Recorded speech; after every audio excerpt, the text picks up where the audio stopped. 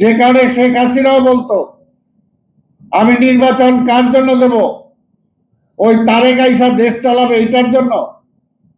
তাই আমরা বিশ্বাস করি বিএনপি এই দেশের জন্য রাজনীতি করে, অন্য কোনো দেশের প্রেসক্রিপশনে বিএনপি রাজনীতি করে না।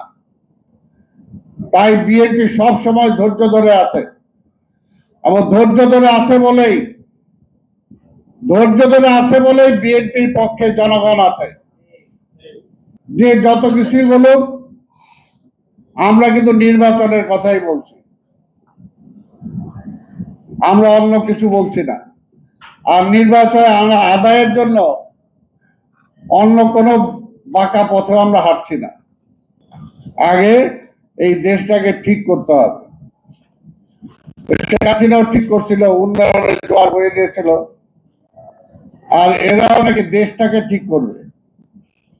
দেশটাকে ঠিক করতে যে এখন পর্যন্ত ঢাকা শহরের ট্রাফিকটাই ঠিক করতে পারেনি এটি গণতান্ত্রিক দল। আওয়ামী লীগ প্রতিষ্ঠা করতে চেয়েছিল যে বিএনপি একটি সন্ত্রাসী দল। সেই সময় আমেরিকার আদালতে, কানাডার আদালতে প্রতিষ্ঠা করতে চেয়েছিল যে বিএনপি একটি সন্ত্রাসী দল, তারা গণতন্ত্রে বিশ্বাস করে না। তা আসলে আমরা সেই সময় বলছি, এবং বিএনপি গণতন্ত্রের পথে সবসময় হেঁটেছে বলেই আপনারা অনেকে সমালোচনা করেছেন যে বিএনপি আসলে বিরোধী দল হিসাবে ফিট না, ফিট হলো আওয়ামী লীগ। কিন্তু বিএনপি আজকে প্রমাণ করেছে যে বাংলাদেশে সত্যিকার অর্থে গণতন্ত্রকে যদি ধারণ করতে পারে, প্রতিটা মত ও পথকে যদি ধারণ করতে পারে, প্রতিটা ধর্মের, প্রতিটা পেশার, প্রতিটা বর্ণের মানুষকে যদি ধারণ করতে পারে, সেটা একমাত্র বিএনপি। সবারই আশা ছিল যে ফ্যাসিবাদ বিতাড়িত হওয়ার পরে গণতন্ত্র মুক্তি পাবে।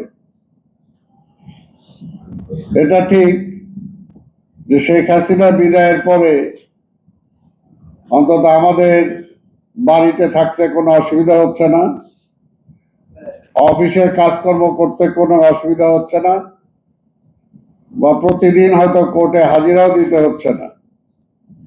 কিন্তু গণতন্ত্র কিন্তু এখনো ফিরে আসে নাই, এবং সেটা কিন্তু এখনো শঙ্কার মুখেই আছে। কি হবে?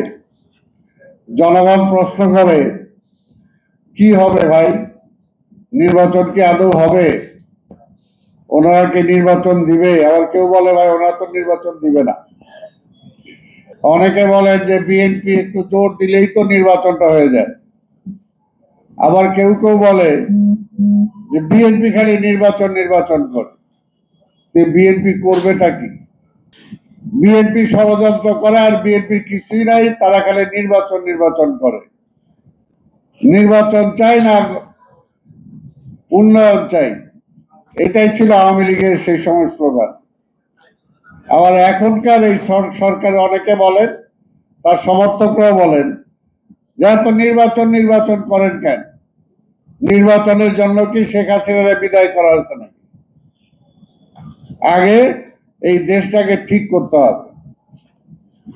শেখ হাসিনাও ঠিক করছিল, উন্নয়নের জোয়ার হয়ে গিয়েছিল, আর এরাও নাকি দেশটাকে ঠিক করবে।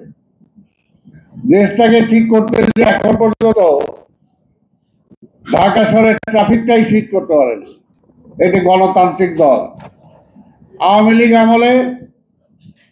আওয়ামী লীগ প্রতিষ্ঠা করতে চেয়েছিল যে বিএনপি একটি সন্ত্রাসী দল।